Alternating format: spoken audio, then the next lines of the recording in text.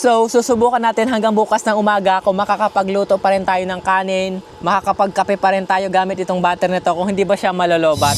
So, ayun ngayon guys, magta-travel ulit tayo, mag-outing tayo ngayon mag-isa. Bale, dala natin itong ating mini camper van. Marami na tayong dala ito, may dala tayong mga lutuan. Nandito yung 12 volts battery natin. Yun yung gagamitin nating power source doon sa resort na pupuntahan natin. May mga camping chair, camping table, yung mga damit, may mga power station din dyan. So mamaya papakita ko sa inyo kung paano natin sila gagamitin at kayong abang tumagal ng isang 100 ampere hour na battery sa ating overnight stay doon. Doon na rin kasi tayo magluluto. So bale ito, dala na natin itong ating mini camper van. Yan. G, tayo ay magmamaniobra. Bali, nandito ako guys ngayon sa Mansalay. Ayan, nandini na tayo. Ayan o.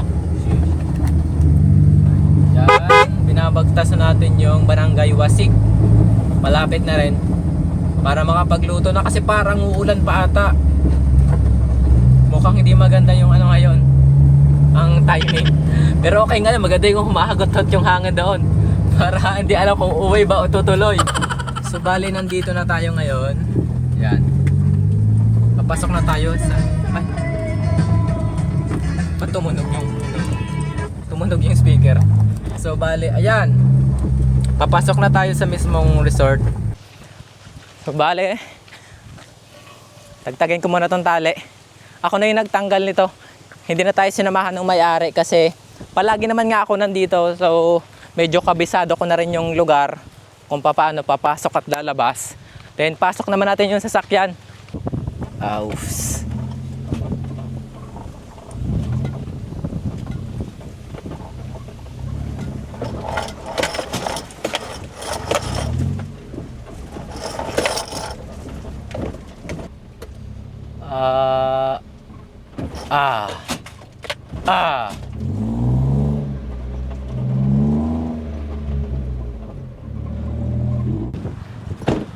Tayo, ang lamig. Parang ulan yata. G. And pansin nyo guys, medyo makulimlim yung panahon kasi umaambon na talaga. Baka mamaya ay lumagunos yung malakas na ulan. Dapat ako ay nakapag-set up na dito para hindi mabasa yung mga gamit ko. Kasi medyo nagugutom na rin ako. Meron naman ako dalang tinapay, tapos kape. Magkakape na lang muna tayo. Tapos, eto naman yung gagamitin ko ngayong camping table. Kailangan ko talaga ng camping table ngayon kasi mas madali nga silang ilagay sa loob ng sasakyan. Tapos, mas magaan. Hindi naman pwedeng walang table kasi paano ako makapag-ayos dito kung wala ng lamesa. Magluluto-luto tayo, taka yung ating battery. Papatong natin dito. Tapos eto naman yung ating camping table, camping chair pala. Actually dalawa to pero as of now ay itong isa lang muna yung ibubuka ko kasi ako lang naman mag-isa. Grabe, ang sarap, ang lakas ng hangin, ang sarap magkape. Magtitimpla tayo guys ng kape kasi meron ako biniling bibingka, buto bongbong daw tawag dito kanina. Meron akong binili kanina sa tabing daan. Ito siya oh. So, uuulam natin siya sa kape. Ayan oh, sarap niyan. Puto bongbong. Ang daming cheese. Gage. Ang lakas ng hangin dito, tumatalsik na. Paano ako makakapagluto dito? Tsaka itong ating manta, tumataas. Ito pa. Tumataas. Nililipad. Yan. Tatalsikan.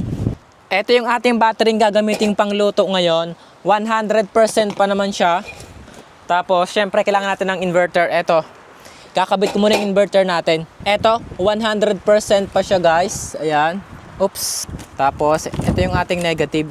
Sana wag naman lumakas ng sobrang hangin. Baka magtalsikan to. Babasa yung gamit natin dito. Tapos, positive. Lalagatik siya. Spark. After ng isang spark, wala na. Normal talaga yun sa mga ganitong inverter kapag kinabit mo sa terminal ng battery. And then, try natin. Power on. Ayun, buhay na. Bali, mag-iinit muna ako ng tubig ngayon.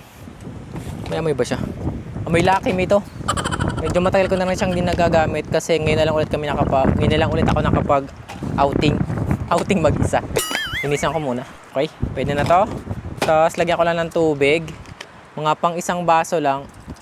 And, okay. Okay na yun. Tapos, sasarahan natin. Dito rin ako mamaya magsasaing ng kanin. Plug natin. Tapos, plug ko dito. Yan. Then, power on ko tong inverter. So, lagay ko siya sa boil ng water. And eto guys, tumunog na siya. So, mainit na. Hugutin ko na. Then, eto. Tingnan natin. Ayan. Aray ko, kumukulo-kulo pa yung tubig no? So, mainit na siya. Lagyan natin sa ating tasa. And, yan. Okay na to. Aw. Mainit. Kaso yung tasa ko stainless. Kaya, mainit sa kamay. Okay na yan. Timple natin to. Maxim yung gagamitin nating kape kasi ito ibigay lang sa akin. Masarap naman to. And ano na rin siya 3-in-1 na rin siya. Kaya isang timplahan na lang. Tapos every after gamit guys, pinapatay dapat yung inverter kasi kapag hindi pinatay, continuous pa rin siyang mag-consume ng power. And yung self power consumption nitong 3 kilowatt na inverter na to is nasa 20 watts. Parang 27 watts yata, napansin ko doon. So malakas siyang consume ng power sa 24 hours. Times nyo na lang, 24 hours times 27 watts. So, ganun kalakas na power yung kaya niyang ikonsumo sa maghapon at magdabag. Masyadong malaki yun, maraming sayang. So, tama na muna yung ating kuda. Tayo muna ay magkakape. Sarap. Kasi ang lamig dito. Tapos, ito yung ating kakainin. Wow! Yan. Puto bongbong daw ato to, sabi nung nagtitinda. Tapos yung ating kape na mainit. Dito tayo ngayon. Ayan. Ang sarap dito guys sa Mahalta Glamping sa Wasig, Mansalay, Oriental, Mindoro, promise. Tapos wala pang ibang guest, ako lang talaga yung nandito. So anong nangyari, parang nirentahan ko yung buong resort kasi ako lang mag-isa. Sulit na sulit. Kaya dito ko dinadala si Inay, malimit kasi nga mas peaceful, wala gaanong bisita. And habang nagkakape ako guys ngayon ay magsasaing na rin ako ng kanin kasi hapon na rin. Alas 5 na, magutom na rin ang kanin talaga. Masarap talaga kumain ng kanin. Tayo magsasaing. Dito rin ako magsasaing kasi pwede siyang lutuan ng kanin, ng ulam, ng tubig syempre. Mga 1, 2, tapon. Pang sa akin lang naman. Tapos bukas ng umaga magsasaing na lang ulit ako ng panibago. Okay na to. Tapos hugasan na rin natin. Para malinis syempre. Ito na yung gagamit kong panghalo. Ako lang mag-isa. Tapos dito, ilalagay ko siya sa rice. Sabi yung rice dito. Scented tea at rice. Ito. Ayan. Scented tea / rice. Yung pangalawa. Tapos dito naman sa ating inverter, gumagana siya. Tapos sa ating monitor, nabawasan na yung laman ng battery. Nasa 97% na lang siya. At base dito sa ating monitor, eto, nasa 41.5 amperes yung kinukuha ng inverter tsaka nitong ating lutuan. Malakas sa kuryente guys, malakas sa power. 41.6 amps yung kinukonsumo nilang dalawa. So, susubukan natin hanggang bukas ng umaga kung makakapagluto pa rin tayo ng kanin, makakapagkape pa rin tayo gamit itong battery nito, kung hindi ba siya malolobat. Pero tingin ko abot naman, tingin nyo ba? And story time lang tayo guys, kaya nga pala ako lagi pumupunta dito kasi ang layo din pinuntahan ko galing ako sa Bungabong. So dinaanan doon is Nauhan, Victoria, Socorro, Pinamalayan, Gloria, Bansud, Bungabong, Rojas, Mansalay. Parang nasa 10 yata, 10 bayan ba yung dadaanan ko? And eto guys, after ng ilang minutes, kumukulo na yung ating tubig at yung ating kanin pala. Eto. Let's see. Yan. Bumubulak na Halos parang tagilid yata yung kanin natin kasi hindi ko na pantay. Pantayin ko lang. Ayan, okay na. Then takpan ko ng ayos kasi hindi siya ganong maluluto kapag singaw. Tapos guys, tayo ay mag-aihaw din ng isda dito sa ating ihawan. Kaso, manlilimot muna ako ng parikitan. Eto, yung dahon ng mga pine tree. Ito yung kukunin natin para mabilis sumiga yung ating uling. Tapos sisindihan natin. Sana lumingas. Yan. Sige, lumingas ka. Ayan, lumingas na siya. Tapos lagyan natin itong uling. So eto, finally okay na rin to. Tapos eto guys, eto yung iihawin natin. Binigay lang sa akin to nung tatay nung kaibigan ko. Ayan, thank you po sa nagbigay. Nakalibre tayo, may kasama pa tong itlog. Bukas yung itlog sa umaga breakfast. Ayan, ihawin natin siya. Pero syempre dapat hugasan din muna natin. Para matanggal lang yung lasang fish pan. Sa fish pan kasi to galing, lang nila. Yang sinalok lang. So okay na guys itong ating apoy. Mainit na. Malamang mainit na talaga. Kasi ano na, I mean nakakapag ano na siya, siga na ng sarili niya. Kaya na niyang tumagal dito mag-isa. Nang hindi ko papaypayan at lalagyan ng mga dahon. Tapos eto, lagyan natin. Parang madilim, try ko na mag-ilaw. Ito yung wire nitong ilaw, nitong sasakyan. So plug ko na rin dito. Bali dalawa yung ilaw niya. Tapos etong ating charger, male charger ay dito ko ipa-plug sa ating inverter. Then power on natin. Yun. Ayan, tapos itong isa para mas maliwanag. Okay, pwede na to. So lagyan natin to. Wala akong dalang food tong kaya diretso na to. And G. Eto na guys, ang bango niya. Ang sarap ng amoy. Masyadong malakas yung apoy natin. Ito yung unang huli nila. Binigay lang to eh. So medyo maliit. Sabi ko dalawa. Para man makarating sa lalamunan. Sobrang liit kasi ng isa. Ito naman yung pangalawang huli. Yan. And here guys, okay na to. Eating time na kasi ano rin, alas 6 na rin. Pero maliwanag pa dito kasi open area talaga. So ito yung kanin natin. Ayan oh. So okay na to. Lutong-luto. Ako lang naman isa and I think kasya na to sa akin. Nagpiga na rin ako ng kalamansi, tapos toyo at sibuyas. Tapos inihaw na tilapia. Grabe, ang sarap. Tapos maghihinaw na lang ako ng kamay para masarap yung kain. Lasap na lasap mo yung lasa ng kamay. Ganyan, no? Tapos may ginatong sibuyas, kalamansi at toyo. Eh no, meron pa tayo dito mga bawang, asin, luya at kalamansi. Pinagsama-sama ko rin, may paminta pa rin yan.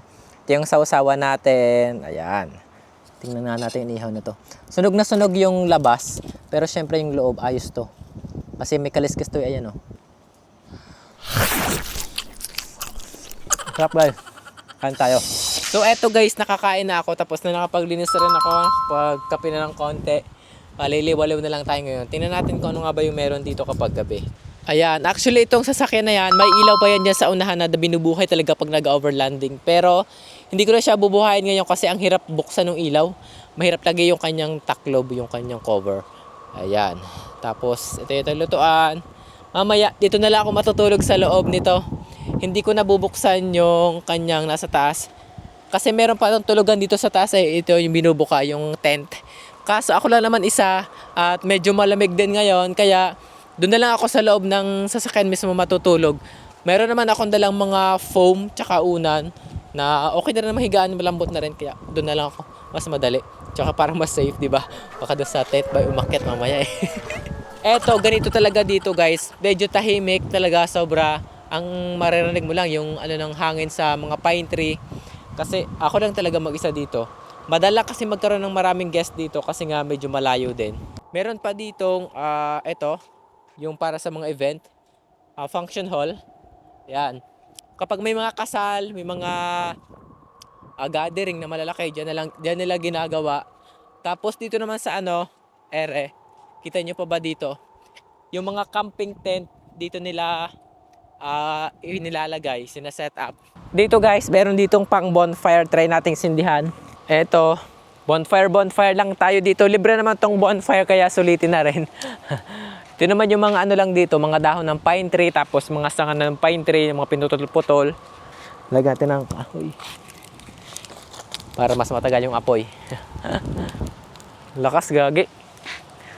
Baka makasilab to at. So ngayon guys is 9:17 na ng gabi and medyo inaantok na rin ako. So kailangan ko na munang ligpit dito sa loob kasi ako ay maglalatag na. Eto. Sure, maliwanag na. Tingnan nyo sa loob guys. Dito tayo matutulog. Hindi na ako sa taas talaga matutulog kasi malamig. Malakas yung hangin dito. Ito, maglalatag na tayo. Bale, ito yung aking higaan. Ito is tatami Japanese bed. At naka-vacuum sealed lang siya. Binacuum seal ko talaga siya para lumiit. Kapag binuksan ko to, yan, biglang lumaki. Ito siya, oh. Ayan. Ayan. Makapal to guys. Meron din ako ditong naka-vacuum sealed na unan. Ayan. Ganito siya kaliit. Ganito kanipis. Pero kapag binuksan natin, yan, lumalaki na. Ito. Makapal din to. Foam siya. Ayan. Yun, lumaki na. Man, biglang kapal na niya. Kasi wala na, nagkaroon na ng hangin. Tapos bukod sa vacuum sealed na unan at higaan, syempre malamig ngayon. Meron din tayong kumot. Ang nipis niya rin kasi naka-vacuum sealed pa rin. Pero kapag tinagtag natin yung pagka-sealed niya, ito. Oops! Yan, ang kapal na niya. O yan. Ano dito, makapal tong kumot na to. Parang ang sarap matulog, guys. Sarap na mahiga. Malabig, guys, ngayon. Pero pag nasa loob ka na, wala na talagang hangin. So, kakailangan ko na nito. I mean, may hangin naman, pero yung circulation mahina. So, babanas din. Kaya kailangan ko nitong portable fan. Isasabit ko lang siya dito. Tatry natin siya ngayon. Bubuhayin ko na rin. Kung hanggang bukas ng umaga ay gagana pa. Tapos, isasagad ko na sa 100%. Tapos, rotation. Bubuhayin ko yung kanyang rotation. Ayan, umiikot. Nasabit ko na dito. Ayan siya, oh. Naka 100%, tapos kusa siya nag-rotate. Ang angas, no? Ang galing. So, dito sa unahan, nahahangin na niya kasi dito nakatutok. Tapos hanggang baba, doon sa paanan ko, mahahanginan pa rin kasi nga nag-rotate naman siya. So, baling ngayon, guys, gabi na, matutulog na tayo. Yung ating battery is nasa 93% pa. Matagal-tagal pa to, guys, malolobat since mahina naman sa power yung ginagamit ko ngayong load. 93% pa eh. Dito siya nakakonect sa inverter and as of now, yung ginagamit dito sa inverter ay yung ano lang niya, parang pang back converter lang, pang puntang 5 volts. Eh, ito lang naman yung ginagamit ko ngayon. Etong ilaw lang na sasakyan, bali isa, tapos dito dalawa. Yan is 12 volts. And ayan, nasa 93% pa. So eto guys, matulog na tayo ngayon. Kita-kita na ulit tayo bukas ng umaga pag tayo ay nagkape na. G, good night. And here guys, ayan, umaga na. Ito, 6:22 na ng umaga. At hindi ko makita yung sunrise. Kasi medyo makulimlim pa rin. Ayan oh. Ang ganda dito. Grabe. Yan. Parang hindi ko kaya lumigo sa dagat. Ang lamig. Umaga na guys at yung ating portable fan na sinabit dito ay umiikot pa rin. Oh. Ayan oh. Tingnan natin kung ilang percent pa. Ayan. So papatayin ko na muna. Meron pa siya guys dito tirang 35%. Ayan oh. Nasa 35% pa yung kanyang tira after ng magdamag. Namatay siya. Ayan, 35%. So basically, kaya niya umabot talaga ng magdamag kahit pa isasagad mo sa 100% yung lakas ng kanyang hangin. Tapos, ito namang ating battery, 93% pa rin. Ilaw lang naman kasi ginamit natin dito sa battery na to. Kaya hanggang ngayon, siya is nasa 93% pa rin. Hindi siya ganong nabawasan. Meron pang sunrise ngayon, nakikita pa siya. Pero mamaya, mawala na ulit yan kasi matatabunan na ulit siya ng ulap. Medyo mahina na. Pero still, maganda pa rin dito. And ngayon naman guys, medyo tanghali na rin. Magtitimpla muna ako ng kape. Gusto ko ay espresso para lasap na lasap. Tapos nandito ko pa sa resort. So una kong gagawin, mag-grind muna ako ng coffee beans. Inisan ko muna to. Isa, dalawa, tatlo. Okay na siguro yan. Tapos, gagrind natin. Bubuhayin ko yung inverter natin. Ayan, buhay na siya. Tapos takloban natin to. And then G. Kailangan ko siya mapino para mas maganda sa espresso. Okay na siguro to. And so, pwede na to. Then, papatayin ko ulit after gamitin yung inverter para hindi agad siya malobat. And then, ilalagay ko naman siya sa coffee screen yata ang tawag dito. Kalimutan ko na rin. Tapos, compress lang natin dito. Para madikdik natin siya. After that, ilalagay ko na siya dito sa ating espresso machine. Dito. Lang. Ayan. So, okay na siya. Tapos, lagay ko na rin yung tubig dito sa taas. Ditong ating coffee machine. Bale, ito yung magiging ano natin, sabaw na talaga, diretso.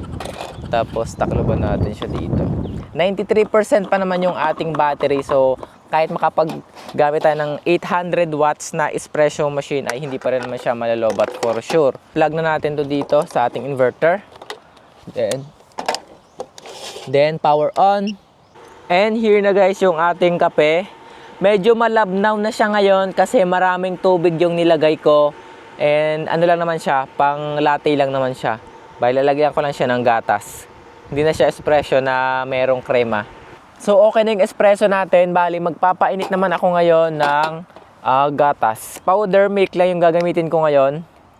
Bali, ano lang siya, parang gatas lang. Gatas talaga, tapos lagyan ng kape. Birch tree yung gagamitin ko, isang pack. Para mas creamy. Hindi ko na siya lalagyan ng asukal kasi medyo matamis na rin to. So, okay na, mainit na yung ating gatas. Patayin ko ulit yung inverter. And gutin na natin. So, titimplahin na natin siya. Pag lalahok-lahokin lang naman siya. Oops, mainit. Grabe. Eto, gatas. Tapos, lagyan natin ng kape. Yan, nag-brown na. Eto, kulay brown na siya. Haluin natin. Tapos, tikman. Medyo matabang kasi walang asukal. Pero okay na to. Iwas tayo sa sobrang tamis ngayon. Okay na siya. So, ang sarap dito. Dito ka magkakape habang nagpapa-music. Ayun. Lalo na sa sunrise kapag madaling araw. Kaso medyo tinanghali na ako ng gising. Tsaka makulimlim din kanina eh. Ngayon medyo mainit na. Tsaka sa gabi masarap din dito. Naglaga na rin nga pala guys ako ngayon ng itlog. Pinatay ko ng inverter. Ayan.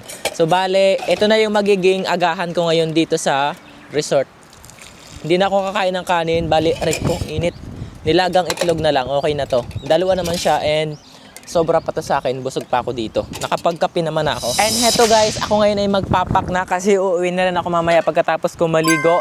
And kamusta na nga ba yung setup natin? Kamusta yung ating battery after ng magdamag?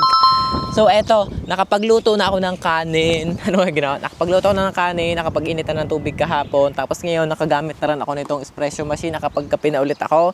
Tapos nakapagluto na ulit ako ng itlog. Naglaga ako ng itlog. Tapos nagamit ko rin yung ating coffee grinder. So after ng magdamag, pati na rin kasama yung ilaw natin kagabi dito, yung ating battery is meron pang tirang 82% from 100%.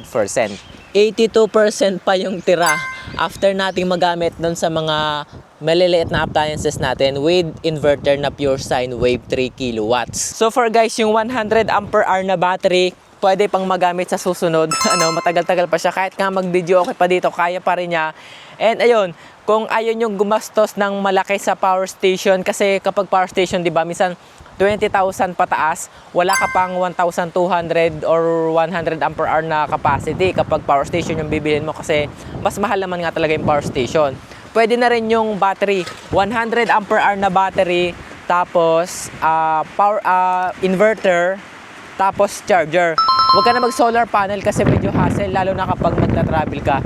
So lalo na kapag mag-car camping or outing. Ayun, power station or alternative mo para mas matipid is battery. Ito kasi nasa 9,000 plus lang.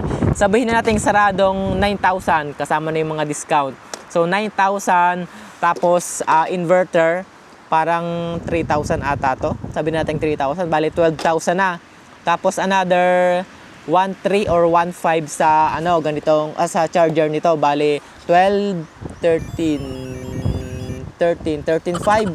So ganoon, mga sa 13.5 or 14,000. Sarado nating 14,000. So meron ka ng power storage or parang backup power na alternative sa power station. So compare mo sa power station, mga 29 to 30,000, wala pang wala pang 1,280 watt-hour na capacity yun or more than 1 kilowatt-hour. Ito, sobra pa. 1,300 kilowatt-hour or 1,300 watt-hour yung capacity. So, bale, ito yung mga higaan ko dito ulit. Iba-vacuum seal ko na ulit sila. Tatagtagin ko yung hangin. So, para lumiit.